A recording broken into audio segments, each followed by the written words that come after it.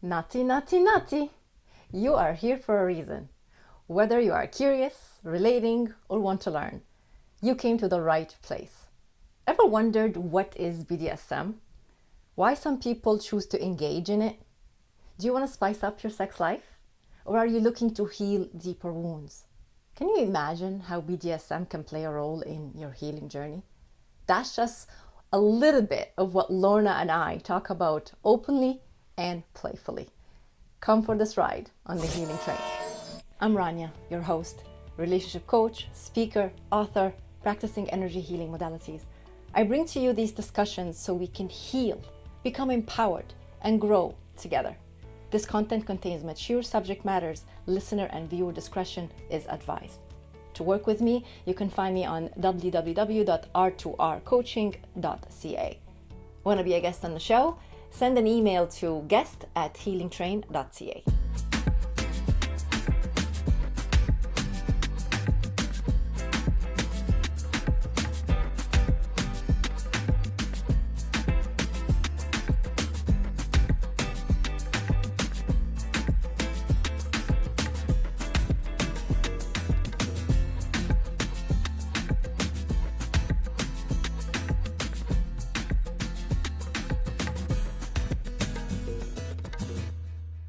Welcome once again on another episode on the Healing Train podcast, where we are discussing all things sex and relationships and everything in between.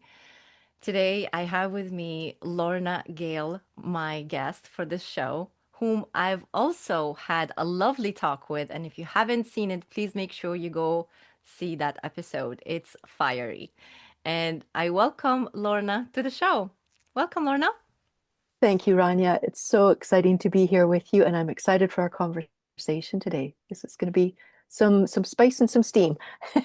Yes, a little different from a previous conversation we had when we were talking about is it a sex relationship or a love relationship and everything else we discussed on that episode, which was really amazing. This one is going to have a little bit of a different vibe to it. But again, the intention of what we are doing here is about educating and raising awareness and having people understand that whatever it is that they're experiencing, that they're not weird and they're not alone and that they can reach out for support or help.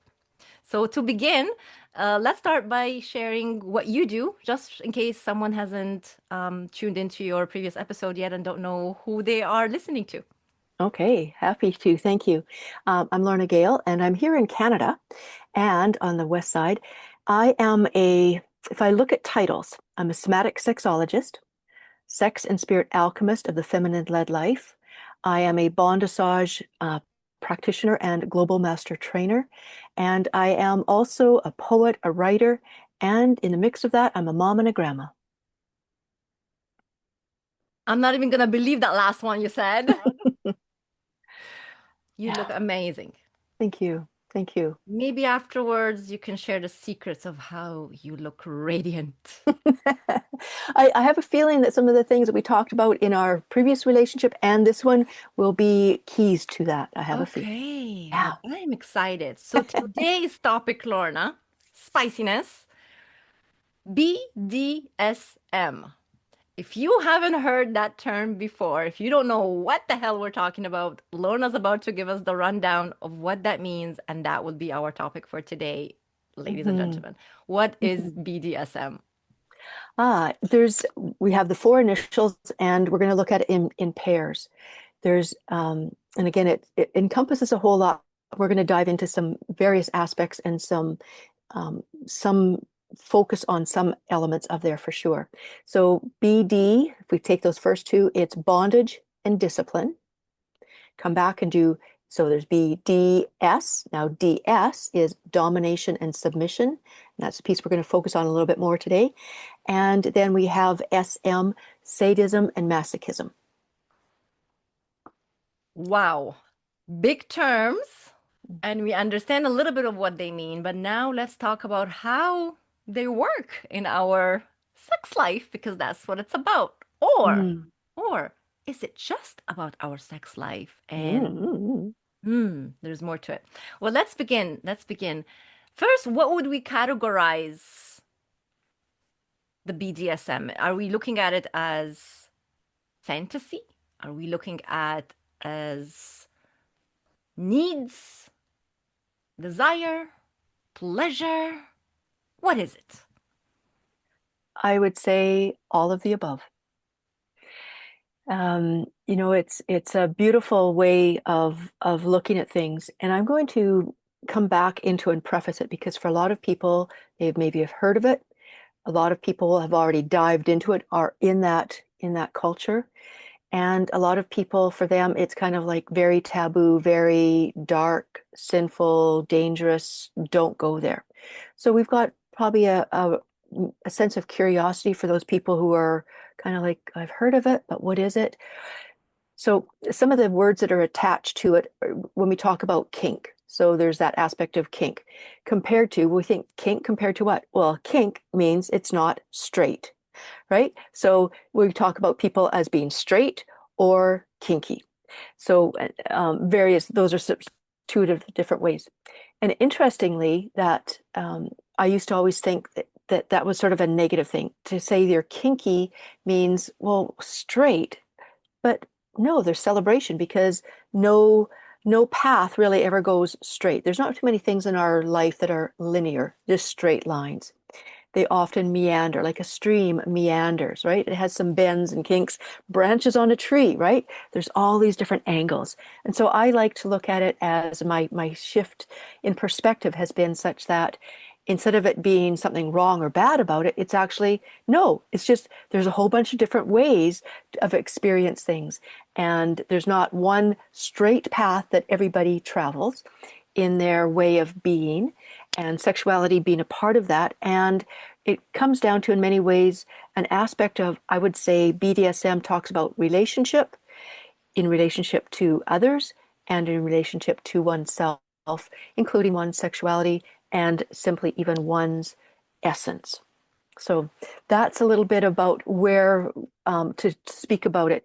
I'm going to talk a little bit about the bondage and discipline. Just I'll put those in and then we can dive into some more questions and explorations. So bondage, there's different ways. Sometimes it can be just a sense of, actually, I'm going to back up. Who might be interested in BDSM? And I think that's even more fundamental.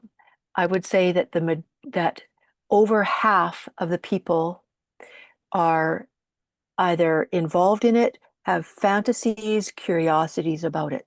Many people are connected to it in some way. When we talk about an aspect of, is it just fantasy? I say it actually speaks to fantasy, but fantasies aren't just about something that's disconnected to. Fantasies actually can start to connect us into our deepest core of who we are, both in terms of our essence of how we want to be in the world, as well as some of our wounding. And this can address and support each of those in that way. So various people will be it. In my experience, working as a somatic sexologist, as a bondage practitioner, as well as a pro dom, that people come who are your regular person who has, um, you know, they sit at the desk each day, they teach in the school, they are the basketball coaches. There are people who are the directors of huge corporations. There are people who are in law enforcement that come to be able to, why? Because there's some part of them that is connected to a way of being. It might be a way of exploring. It might be a way of feeling emotionally and physically. It might be that place of really letting go of control or taking control. There's a whole range of things, why people, who's involved in it, across all spectrum of gender. And yeah, so that's sort of a bit of a sample. For me, I'm going to also, at the beginning of our show, I want to speak to, I was one of those ones who used to see it as something that was like, that's really, ooh, there's something Weird. bad, weird, bad, wrong. There was the whole spectrum of that. I have come to experience it as a way of being that is, uh, in many ways, more based on consent than our general populace experiences sexuality in general. So very consensual based, no matter whether sexuality is involved or not. It's very much an aspect of letting people, for me, it actually played a role in my spiritual, oh my goodness, the lens is coming off of looking at things from a spiritual perspective, and as well from in my experience as a woman as well. So for me, it's totally changed. I see it now, I incorporate it into my work as one of my healing modalities. I use it as well as a people who want to play and explore and express things. They wanted, okay, good. How can I support you in that? So it's totally shifted to one of the things that I love doing, one of the things I'm most passionate about. I'm sure people are listening to you right now and wondering, are you kidding me? How can this be healing? How could this be, Yeah. I mean, those who understand what it really means, right? They're gonna be like, but it's just, it almost looks like you're like role playing, like game, like you're playing a game, right? In the Hmm. bedroom, just Hmm. being a little too much excitement, or you know what I mean?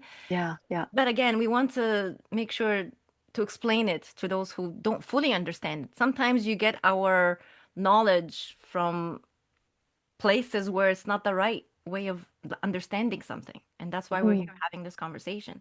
And Hmm. while you were talking just now, I felt that perhaps we can also use the words expression, expression of one's feelings or thoughts or fantasies. Again, we can bring that to the table. Hmm. And we can also look at it as creativity. There's so much creativity while embodying that, Yeah. right? It, it's just, there's so many ways of looking at it, and it takes a shift in perspective, Hmm. Hmm. right? And So, mhm. Yeah, go ahead. I was just going to say when you said that about the embodiment, and I think that's really a key part of what it is. It where the big part of the healing comes from is for the embodiment and the empowerment. Both of those are very, very key here. So the embodiment is, yeah, tuned into the body, tuned into what the body is saying, tuned into the body is desiring, leading, guiding, whispering the wisdom that's here. So I loved when you said that. And you were going to say something else. Please continue. You're like, whoa, there's someone else I can talk about with this. Yeah, no, it's really, it's about knowing yourself and being comfortable with your sexuality. I think people who will engage in any activities when it comes to BDSM will be most of the time, I mean, you can correct me on that one. You're the expert. That people who are comfortable to explore, at least, right? Maybe still trying to figure out. It could still be something where they're playing around with it to see if they actually even like it. And then when they like it, how much? Again, the spectrum, right? Of like, how far do you go? And it's up to each individual to figure that out for themselves.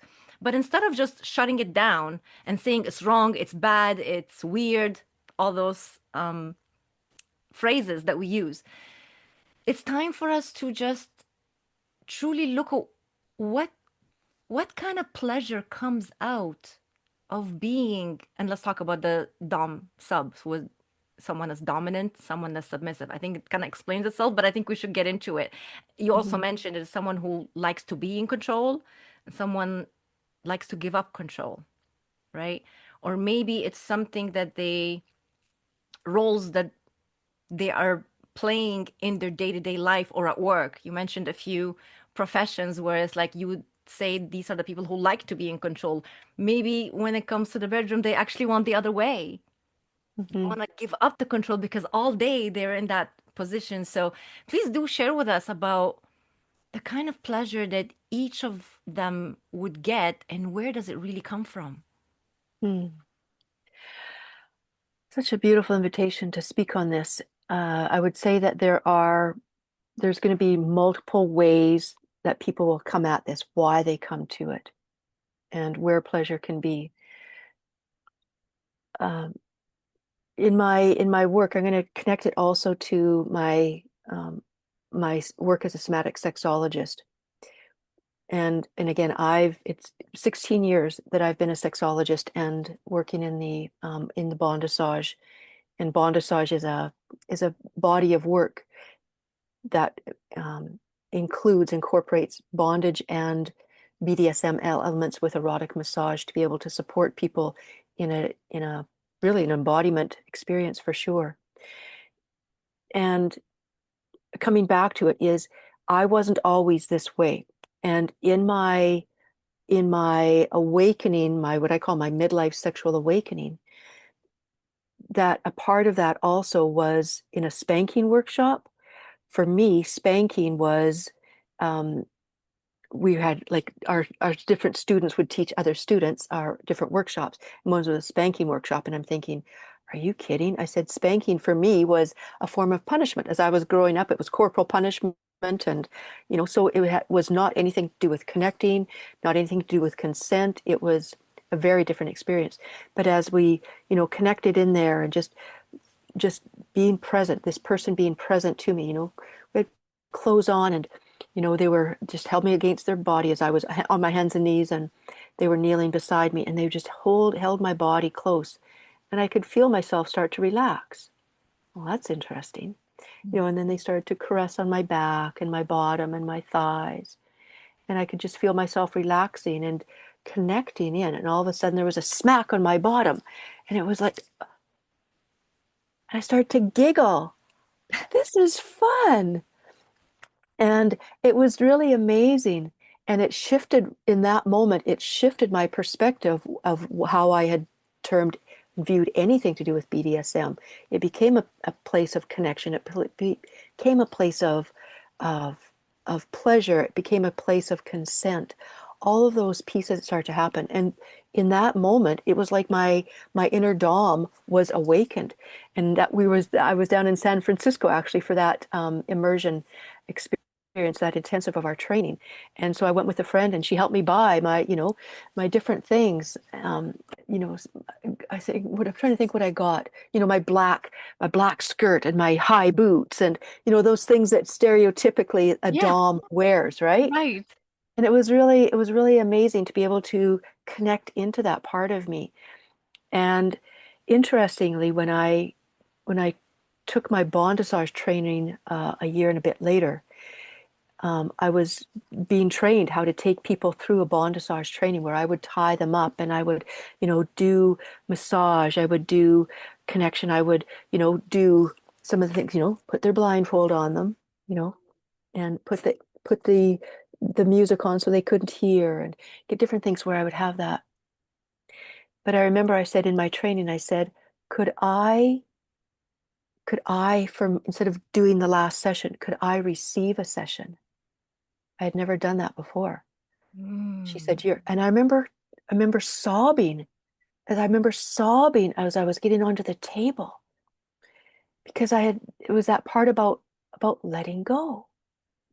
Mm. It was that part about being able to have my whole body, my whole sexuality being honored as a part of the whole being that I am. And I know that in my work as a massage, when I was doing massage, we cover up the breast, we cover up the genitals. When I did my massage, I was trained to do a full breast massage. Then to be a somatic sexologist, to be able to allow the whole body to be honored, and in a consensual way honored in their connecting to themselves. So this became a whole way of now allowing those healing parts, those pleasure ways of exploring, were now being honored as a part of the wholeness of who we are. And so, where might somebody find pleasure in it? Why might somebody come to it? Maybe for that exact same thing, to really just let go. I've been holding it together in my life for everyone and everything for so long. I just want to let go. For some people, it's things that have been done to them growing up or in their adult years, that were not done consensually, that have caused them to shut down. Now they have an opportunity to say, I would like to experience this, and I give my permission, but I always have my safe words. Red means just stop immediately. Yellow, go slow, slow down. And then we connect. So that's where that communication is. It's always in a consensual way. I say always because there are people that will override that and think that they take. So overall, by and large, it's everything is by consent. And the safe words are there so that person always has a voice. They always have their choice intact. And so where can it show up and why? People who want to just, I want to let go. People who say, I've always interested to find out. I've been intrigued since I was 12 years old to have somebody tie me up and find out what's it like to be restrained. And so to be able to, all kinds of people will come. People across the spectrum of gender will come. Some women who say, yeah, I'm ready to, I've been doing what men say all along. I'm ready now to say what I want. And to have, the men are going to be the ones that do what I say. So there's all kinds of places where that can show up in relationship. It might be absolutely a switch around. I have in relationship experience what it's like to have the man be the one that I'll go get the groceries. I'm going to do the laundry. I'll prepare dinner. I'll bring breakfast. I'll bring tea. I'll make tea for you, bring it to you, breakfast in bed, those kinds of things. So it can be a whole switch around of how things are, a real shift in paradigm of how we've done it. And for some people in feminine-led relationships, this is how they operate. It's not role play. These are the roles that they are in. For some people, it is strictly done in the bedroom where, okay, it might be, the woman might be the one that in the corporate world or in business, she's the one that's always a go. So now she's going to go into submissive role. It might be the man who is in the outer world, he's in charge. He's leading this company and that company and all kinds of things. And he's ready to let go. He's ready to, how can I please and serve you? So it might be only in the bedroom that it happens, in their relationship, and it might be in their whole relationship. So it can be a real range of things and all kinds of things. I love that it is from, like, what's it feel like to just feel that softness, to slow down and just feel the softness. And when somebody is, and I'm going to invite you, our listeners, to even close your eyes and eyes open and touch your hand. Just touch your hand. Now close your eyes and do the same thing. Mm-hmm. So, Different feeling when you focus your sensations on the touch and you block the sight. Hence, you showed us earlier the blindfold. yeah, yeah. And I think that's very powerful to allow ourselves to be in touch with our senses Mm-hmm, individually. mm-hmm, And I think we take for granted the touch sensation. I don't think we truly feel touch mm-hmm, because I don't want to say it gets ruined. That's not the right word, but there's a distraction when there's the visual and then there's the hearing as well, right? sure, But yeah. if you take those two away, that is a whole new level of surrender. It takes a lot of trust. And I would like to bring that up here is that when you're going to be engaging in such activities, there needs to be trust. If there isn't, that's where you're like, don't force yourself to consenting to something to do, to explore. When Mm-hmm, you can get anxiety. You can get anxiety if you're not ready for it. Now, I mm-hmm, don't want also people to confuse the adrenaline rush with mm-hmm, anxiety because that's a fine line, right? Like the blindfold for me would like is one where it's like you're giving up a lot of control. mm-hmm. More than this one. Okay, more than this. This one I'm like, yeah, I know I can open it up. You'll open it up, right? Right? Mm-hmm, But I mean, exactly. when it comes to the blindfold, you're just you're feeling everything. And I think when you're doing just removing the sight, hearing can, there's so much anticipation because you could be hearing things and you're trying to figure out what's happening, Hmm. right? It's excitement. Again, don't confuse the two. It's not so much, I mean, I don't want to tell people not to think that it's not anxiety because they could be feeling anxiety and then they ignore it. No, I don't want you to ignore it. If it is anxiety, recognize it's anxiety. If it's like your heart rate is going faster and you, I don't know, maybe you can talk more about the anxiety part. But I just want to talk about when it's the pleasure, when it's the fun, when it's the excitement of what's coming next, right? And then all of a sudden feeling a touch by a tool or by the hands. I'm sure there's different tools also, like you talked about spanking, so there's the whip as well, and there's all those kinds of tools that we could be using. They don't have to all be harsh. Now, I think it's levels, right? When it comes to bondage, I think it's levels of pleasure and excitement and experimentation. And each person will decide what they're okay with and to what extent. And then you got the safe words, as you mentioned, to be used. So if someone dabbling into that, they need to really understand what they're getting into. It's a whole different language. It's a different language that you need to learn. It's not just the sexual talk that we talk with each other. It's a little bit different. And I would say people need to understand what they're getting into before getting into it. And then maybe having a terrible experience, feeling that they were violated or that they did something they didn't want to do or they weren't ready to do. But that's because you probably didn't use it appropriately, where you used the consent and had the safe words and discussed it beforehand. And I think Hmm. that's the help that you do and you guide people with that. But I have no idea where I'm going with this thought. I just got really excited talking about Uh, how to differentiate the fine line between feeling anxious and allowing yourself to feel the excitement and the adrenaline rush that it would give you when you are exploring those activities. hmm. Hmm. I'm going to come back to the word that you said early on in that um, excited share. I loved hearing you share that, and it was the word trust. That first of all, the trust within ourselves that I'm ready to do this, I want to do this, and then the trust in the other person, and that comes from sometimes it can, like taking small steps. Some people think we have to dive into the deep end. Well, you can, but you don't have to.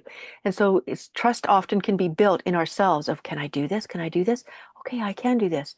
And then that communication, as you shared as well, that the power of the communication to be able to speak. We come from, and this is where I look at it as, and how I support it as a healing work in my world, is that for some people, when they haven't had their voice, for them to take a step into this, knowing that that consent is in place, the conversation has happened, and it's not just a one-time conversation, it's an open door conversation using the safe words as guidelines, or, okay, just yellow or just red. I need to talk something. Something's coming up. Okay, good. We'll pause. So we're in this together. And I would say that that's where anxiety comes in, not because there's the need for anxiety here, but because that's been the past. That's been the history is, I don't have a voice, I don't have a choice, and how am I going to, and that's where the body can get stiff and rigid and in protective mode. So you're being When triggered from a traumatic experience it that you can haven't fully healed yet, perhaps? it can be that way. And I would say often that in sessions, people actually heal during sessions, certainly in the way that I take them, and probably in many others as well, because it is consensually based. They have their safe words. They know they are going at the pace that they want to. They're using their safe words to monitor that pace, Which is being right? in control. You feel that you're in control They're in a always way. in control of themselves. That's right. Yeah. And so by doing that, some people will say that the submissive is actually the one that's in control. And I would say that I differ in that, in the sense that they are in control of themselves, which is what allows then the dynamic to shift and change in response to. So it Because becomes the a, Dom is respecting what the submissive is willing and not willing to do. exactly, exactly. That's where the consent is based. So it's what they agree to do, either in specifics or by keep going. So give an example. When I'm doing a bondage training, we've got, and I've trained one man, the rest have been women that I've trained.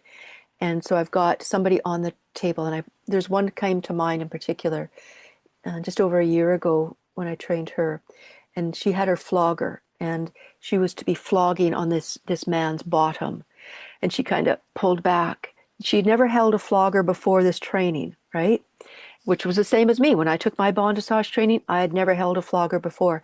And my instructor, Jaylene Bennis, the creator of bondage, she said, I'm going to teach you the sequence of bondage. Your job is to go and make sure you learn the skills, learn them safely. That was my job. Safely is the key word. That's right. Right. And so there's different acronyms. There's RAC, so risk aware consensual kink. Okay, so that's where we know we're going to go as safely as we can. We're aware that there might be some risks of something happening, but we're aware and we stay connected and we stay in the communication as we pursue this.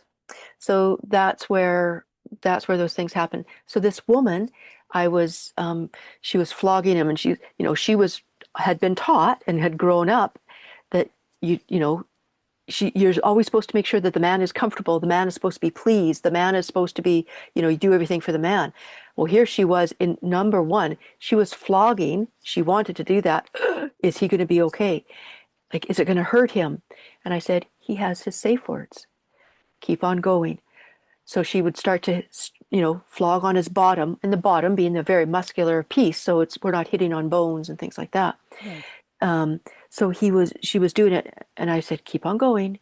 And I could tell she was reaching this edge, like, can I really do Sensing this? it. She was sensing it. Stay with it. And she, you could tell she was ramping it up a little bit and kind of taking her breath. I said, stay with it. You can do it. I said, he's got his safe words. And for her to reach that place where she broke through and she struck with that flogger to the place where, oh my goodness, and he hadn't used his safe words, that she could break through that. It was profound for her. It was the turning point in her journey of relationships, how it impacted her business, how she's showing up in her business, as well as her own autonomy, her trusting herself, her trusting that she can honor what she's doing in sex, in relationship, in business, in decisions for her family. He came back into a place of trusting herself at a level she had never had before. And it was amazing. In the song that I had, it was I'm coming home to me. It was just where the song landed as she was Very doing it. It was just so appropriate at the perfect. right It was moment. so perfect. It was so perfect. But it was amazing. And for him afterwards, when we spoke about it, he said what an honor it was for him to play that role for her, Mm. to be there for her. That's what I've found as a somatic sexologist. Women come to me to reconnect to their body and their sexuality. Men come to me because they want to connect to their to feeling, and they want to be the best they can be for their wife, their partner, and their girlfriend. And so that in itself totally informed, in addition to the shift that I had in my own relationship, to know that, there are men who are here in support of women, who are here to empower. That's what they live for. That's what their heart is, for service for women, for the feminine. It totally shifted. And so it just became a natural thing in my work as a somatic sexologist to support women reconnecting to their body and their sexuality, and men to connect to how can they be to feel physically and emotionally, and to be there in support of their women. And so then in this now, it's how do I support people? What do you want to explore? I think of a couple that came to me when I lived in Victoria, um, and it was for her to, in their relationship, how could they came to me first of all for coaching, and then it shifted into DS. So she took on the role as the femdom, and so she got to tie him to the table, tie him up, um, and do the things that take her pleasure from him. And it totally shifted their relationship. It was amazing. They went from being, how do they start to communicate in the relationship? They wanted to be more intimate, but how to do that. And this just totally opened the door for them. They've just said, this has totally changed our lives, our marriage. So, yeah. It's amazing the way you talk about how it's truly healing. Like when you were saying that in the beginning, I remember I commented and said some people are probably listening to now saying, "What are you talking about? This is supposed to be the kinky stuff. How is this healing?" But now that we are talking about it deeper and you're bringing even examples from trainings and workshops and clients that you helped actually have breakthroughs, it's making sense now that this is beyond just having some spiciness in the bedroom, right? Yeah. It goes way deeper. But I Mhm. want us to talk a little bit about people who aren't coming to therapy. Okay, Yeah. let's pivot a little bit to the people who are just using it for excitement to bring in some spice, and Mm. there's nobody to guide them. Okay, Yeah. they're on their own. Now, do you think that the dom usually is the person that the person has the inner dom in them that wants to explore and will ask their partner to be the submissive? Or is it usually the person who wants to be submissive will go and ask their partner to be the dom? And for example, Yeah. I'm gonna let you speak about this, Mhm. but there Mhm. was something that came to my mind when you were talking in the beginning, saying how there's a part of us that we explore this on our own, right? And without knowing that this is what we're doing or putting a label to it. Yeah. We do it in our normal sexual interactions, in partnership, in marriages, whatever relationship we have.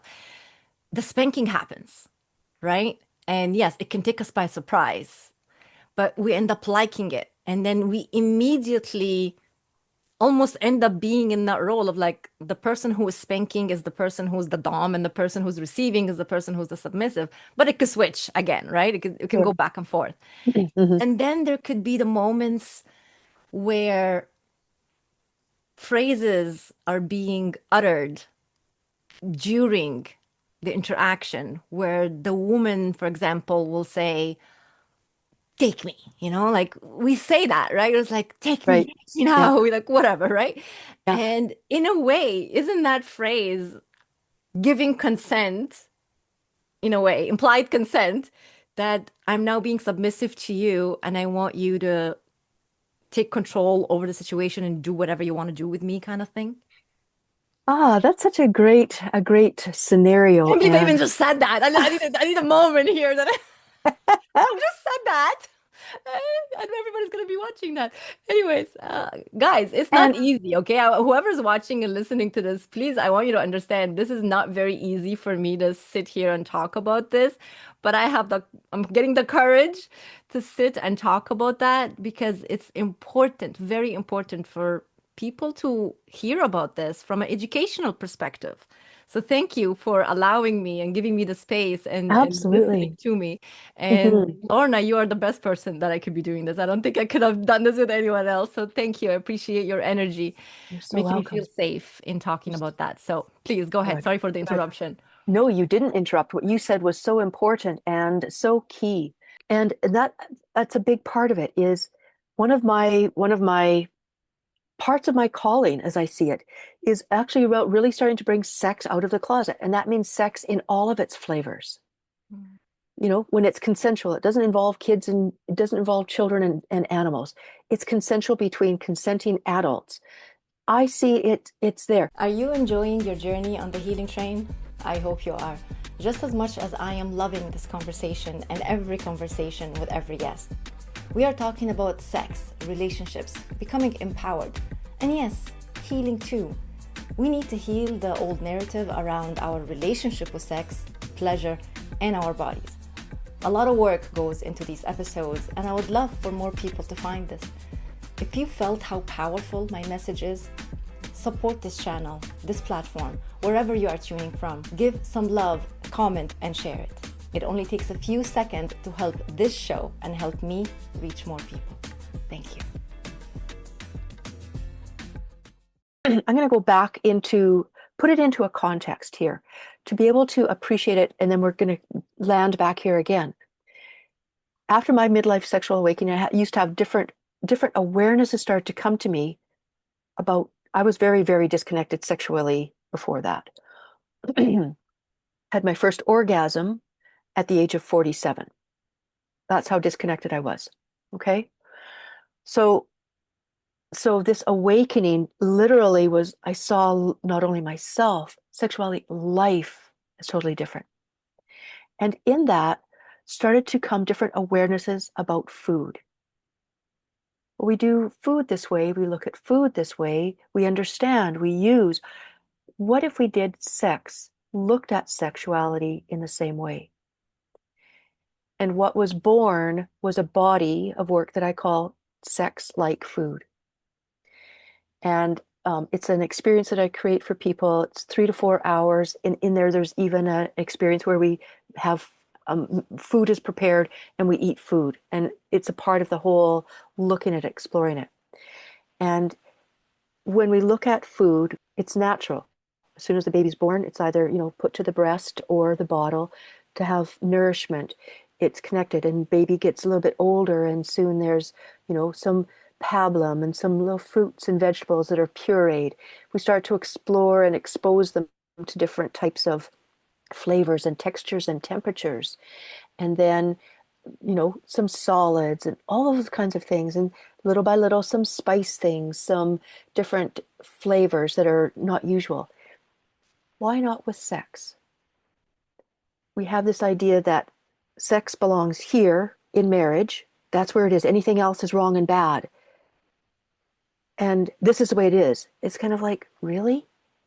Or is that just a framework to actually hide and disguise the naturalness of it, the variety of appetites and desires, and the naturalness and the nourishment of it? So I see our play, our roles that we play, our excitement, our anticipation. I look at, instead of the anxiety, because the anxiety often comes from a non-consensual, we put it into anticipation. What's going to happen? What's going to happen? Right? And when the blindfolds are on and you can't see, you can only hear, all of a sudden that touch of the hand or that feather or that smack on the bottom is, oh my goodness, it brings us into our body. It brings us into our body to be able to, oh my goodness. And that connection that can happen in that trusting environment. To be able to now, can you go a little bit harder? What one might feel like? And what might it be like when you're restrained and you can't move away from it and you're held in that place? Oh my goodness. It becomes this place of like a baby that's swaddled and held. I call it the restraining power of love. I love that.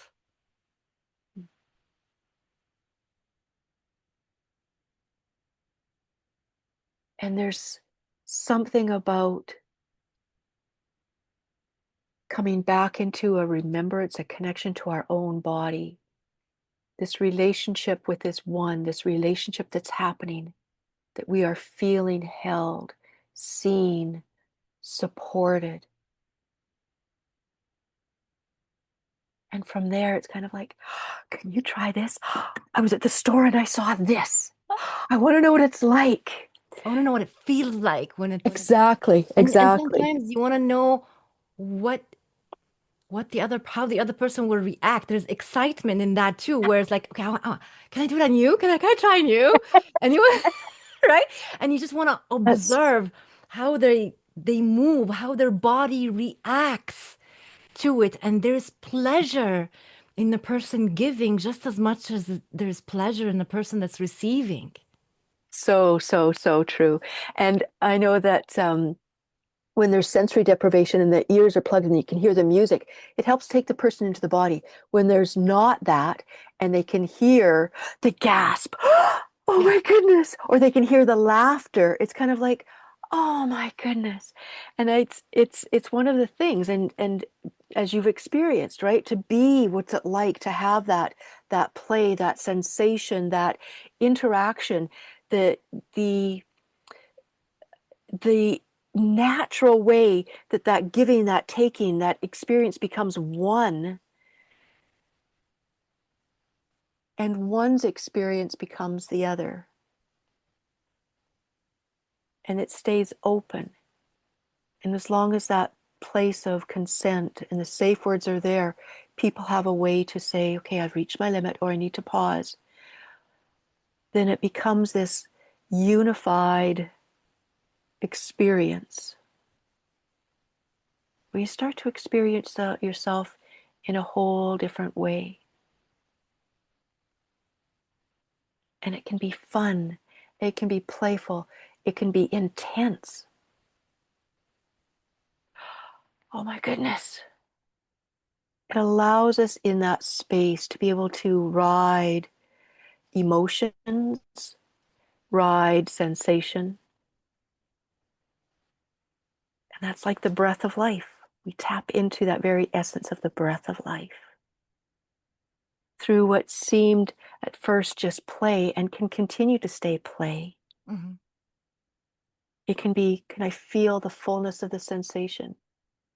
What's it like? How does your body respond? Oh my goodness, look at that. So it opens up this whole menu of a way to be in terms of doing, giving, receiving, allowing, taking. What's it like to take your pleasure from somebody that says, take me, I'm here for you? To be able to be in that space to say, I'm here, take your pleasure. I'm going to take my pleasure and you're not going to move. And I'm going to tie you up, or with my words, Mm-hmm. don't move. Mm-hmm. And that person is, for everything that they're worth, going to be able to just stay still. She said not to move. Ah, I know. I'm feeling it just by you saying it right now. There's so much intensity. And there's so much that we could be playing with here. If only yeah. people would just give themselves permission to explore. Mm-hmm. And you can explore this on your own. You don't always have to go to someone to guide you through it. If you want to go to someone to guide you through it, of course, Lorna's here and she's one of the people that you can turn to. But if you just want to explore on your own, again, I reiterate, just as we said many times, know the rules that you're playing with, understand what you're getting into, make sure you have your safe words, respect and have that consent, and know when to stop, and know that it's okay to stop when the person is like, okay, maybe we can try this some other time, but I don't want to continue with this anymore. Let's just Mm-hmm. whatever. Let's do the normal, right? That's Let's right. revert back to normal operations, right? That's right. So, That's right. and that's totally okay. No, no judgment. No, don't feel bad about it. Don't feel guilty about it. Don't feel shame about it. We just want to, this whole thing is about healing those things. Healing the shame, Exactly. healing the guilt, healing the conditioning, healing the beliefs that has been passed on generation from generation, religious beliefs, cultural beliefs, you name them, right? Like Mm-hmm. we're here to like just put all that to the side and say, be you, That, explore, allow yourself to feel and mm-hmm. go with the flow and experiment with different tools. And you know what? People don't have to really go and invest a lot of money in tools and sex toys. Hey, if you want to go and do that, do that. There you go. Every woman's gonna have Right. a brush. All right, there you go. You're showing it to us on the screen right Go to now. the go to Oh, the that's in the go to the kitchen. You'll find this in in the the kitchen for kitchen. sure. There you go. Yeah.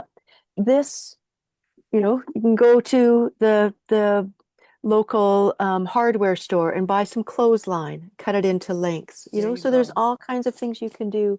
A feather duster, go to the equine, the horse store and get a crop if you want to do that. You don't have to spend lots of money. Yeah. Go to the kitchen store, go to the dollar store, go to the pet department, walk up and down the aisles. And And as get you said earlier, creative. yeah, exactly. That's what I Get was going to say. Exactly. creative. Get Just like creative. you can find Exactly. anything to use for what you need to use it for. Yeah. But hey, Yeah. if you want to splurge and you want to go to a sex store and Yeah. just go and get whatever you want, then, if you really want to go all the way out. But Yeah. you can Yeah. just experiment with things around the house or inexpensive things that you can buy to That's help right. you. It's to facilitate the experience. It's not a Yeah. must, Yeah. right? But No, you can just it emphasizes the sensations that you're going to be feeling. And that's for right. those who are only listening to us and not watching, I recommend that you would be watching this. And if you've been listening to us so far, I say come to YouTube and watch us as we show some of the tools that we've been showing so far. Yeah. But yeah, I mean, it's very important to understand that sex is just sex is a very wide range of experiences. It's not just what we've been taught to believe.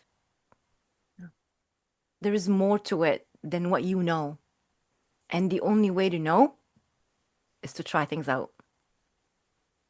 There are times, Lorna, where one of the individuals in a relationship want to explore, the other one is totally against it and not ready. Mhm. I'd like us to address the person who wants to explore but is feeling disappointed in not being able to explore with their partner who, let's just say, they're married and they have a beautiful life and family. Are there any words that you can give them? Mhm. It's important that, number one, for each person to be able to determine what is it they prioritize, what are their values and their priorities. If if it ends up that th- their priority is honoring themselves, wherever that takes them, they get to find out, does that take them into their marriage? Does that take them into um, and into not having that exploration and expression met in there? Is it to be able to, okay, is you don't want to, this is important for me.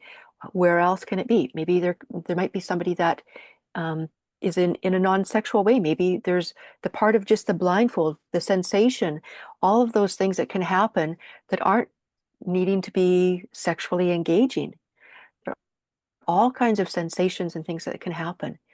And so that may be okay, maybe that's where this person goes to whether a practitioner like myself, somebody else, or maybe they find a play partner that's just that. If the relationship can support that, that allows it all to stay in a way that is integrity with everybody. Or if it's not, and it's so important that maybe that's where they need to say, maybe this isn't for me. If it's just it becomes a place of sometimes the person who is really against it maybe is against it just because they don't understand it.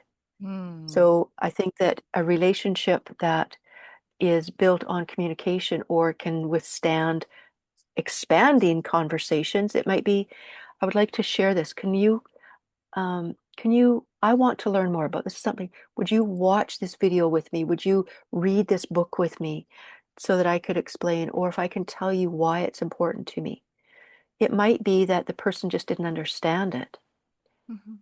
but they love their person and it's kind of like, okay, I don't really understand it or I don't really agree with it, but I can support you in that. I'm happy to do this or I'm willing to. Let's try it together. So I think it really, rather than to sort of, well, they don't like it, so that's done. Where else do I go? It's kind of like, how can I use our communication, our understanding of each other, our desire to deepen into our relationship, to understand and support each other, even if we're not seeing things the same way. Mhm. Or maybe through that, it opens up and kind of like it can become actually the deepest and most intimate part of the relationship that at first seemed like a closed door. So I would say, first of all, is stay with it. If it's important to you, allow for the conversation without forcing, just the invitation. I would love you to know me more. I would love to explore this together. How can you listen to me without me trying to convince you of anything? Can you just listen to me and I'll share with you why I'm feeling drawn to it, what I like about it, what I want to explore. That's That's what I would say is a starting place. absolutely. I feel that this could be a turning point for that relationship.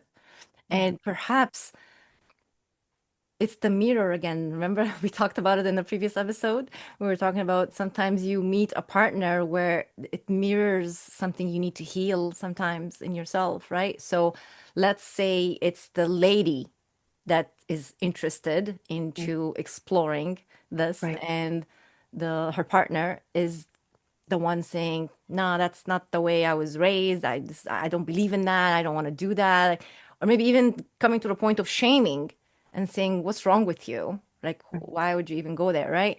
I think that's the invitation right there to see that maybe there's something here confronting that needs to be healed. And for that, I truly would believe it needs some professional assistance. I don't think this is work that can be done on their own with each other alone. Right. She by herself cannot help. And it's not her responsibility to heal that in him. Mm. He'd have to wanna heal and explore it further. But it is an invitation, right? To look at Mhm. it further and see where is this resistance coming from, right? Where are Mhm. those beliefs coming from?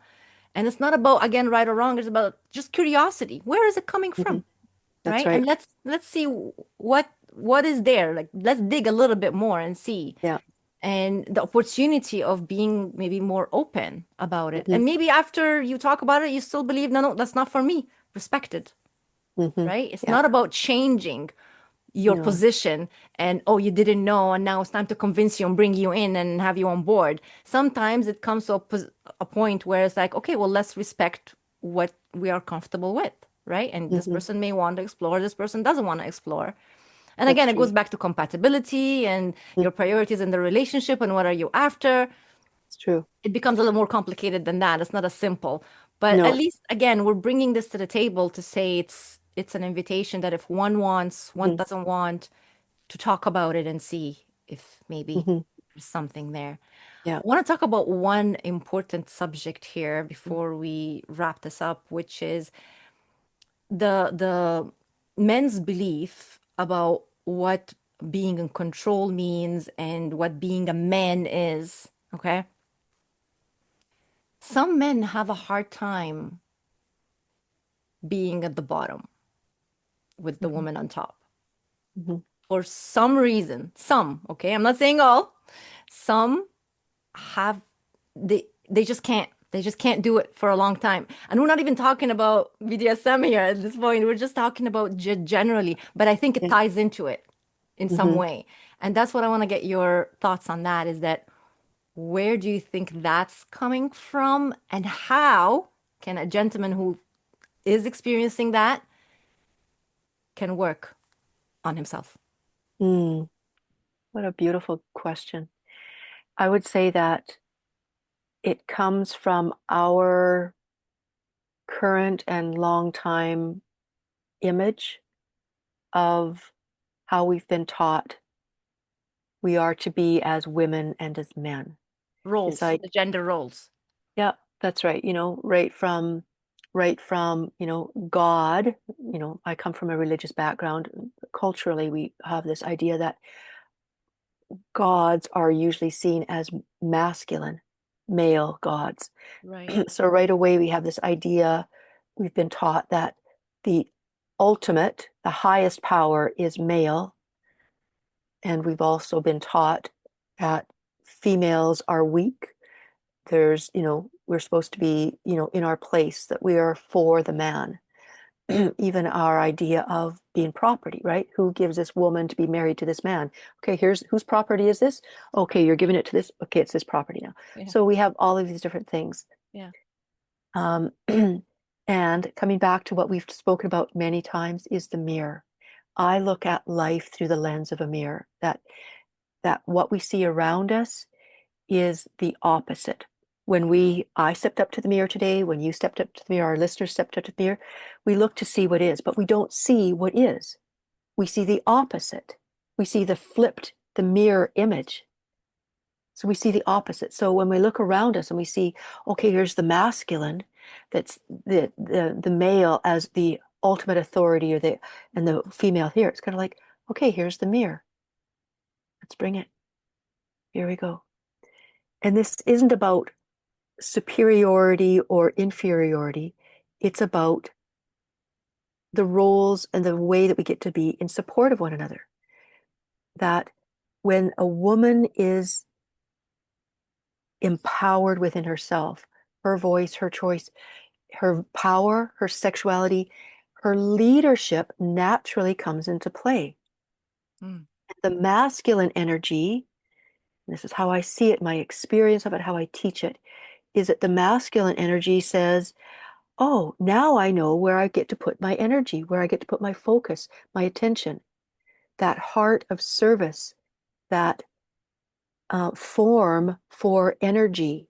It's reflected now, comes back into masculine for feminine, not in a in a delineated or denigrated or um, made to be less, but actually, what an incredible thing that the feminine gets to experience what she wants to, what she's called to do, what she's here to do, her leadership, with the support of the masculine that she couldn't do without.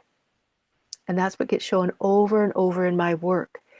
The heart of the man or the masculine, because we all have feminine and masculine within us. Mhm. The masculine is here in support of the feminine. And so it becomes this natural thing. So it might be a female bodied woman, a female bodied person who takes that leadership or that supporting what the masculine wants to experience. So there's all kinds of ways to play it. But as I see it, is that this coming from male back into here, changing it to masculine form, feminine energy. It becomes this natural place of our human experience, form here to support the feminine in that experience. So we get to play around with that through our bodies, through our relationship, through our sexuality, BDSM being a part to help us feel, to relate to one another, to understand ourselves even more, to be able to know our wholeness, to have our voice, our choice, to live in this exquisite experience Mm. where, like food, if we always said, okay, we're only ever going to eat pablum, wow, all the way till 90 years old, 100 years old, eating pablum, right? No, it changes along the way we get exposed to things. If we only say, we're only going to have this, it's kind of like, but wait a minute, I saw that. Oh, no, we only eat this. But I saw that. It looks so good. It smells delicious. Or I'm salivating when I think about such a thing. So it's this place about exploring what else is possible. This combination with that. I'll serve dinner tonight. You get to eat, right? Or tonight we're bringing in dinner, and all of these different ways. When we can look at food as an analogy, it becomes a natural thing that sometimes we're going to try something different sexually in relationship. We're going to play different roles. We're going to try different things. We're going to say, tried it, didn't like it. Or I want, oh, you can't have it. I want it. And sometimes in the wanting of it and we try it, it's kind of like, oh, actually, it's not what I thought it was. Like, is that all? Exactly. And so it allows for this place of exploration, this place of exquisite savoring of our senses, not just for our food and the world around us, separate or compartmentalized from our sexuality and relationship, but infused into all of it. BDSM, domination and submission, all of that plays a role and can support us in living life in a really full and really lovely, delicious, playful, pleasurable, um, heightened sense of awareness way. I think it boils down to shifting our perspective and questioning where those beliefs come from about our sexuality and everything else that we get to experience, and choose what works for you, and not to feel shame about liking whatever it is that you want to try. Hmm. And you don't have to share it with the world. Anyone, no one needs to know. It's your personal business, right? That's right. What you do behind closed doors with a partner or your partner for life is what you get to share, right? And when Yeah, you go out there to the world and being this persona, then be that persona. And you don't need to feel that there's a disconnect between who you are and what you're experimenting with versus you're not a hypocrite, because some people may say, well, I don't want to be a hypocrite. I don't want to show that this is who I am, but then in the bedroom, this is how I'm doing. So what? exactly. So Exactly. what? What are you Right. afraid of? Who are you Hmm. trying to impress? That's right. Right? Yeah, Impress yourself. that's Impress right. each other, you and your partner. That's who you should be impressing. Who cares about the world out there? Yeah. Do what makes you happy. Explore, be creative, express, learn what you enjoy, and what you Hmm. don't like. That's okay. Share, communicate with your partner. Yeah. Something that's staring you in the mirror, maybe it's time to do the work and heal it. Hmm. And you never know where it can take you, where it could lead you.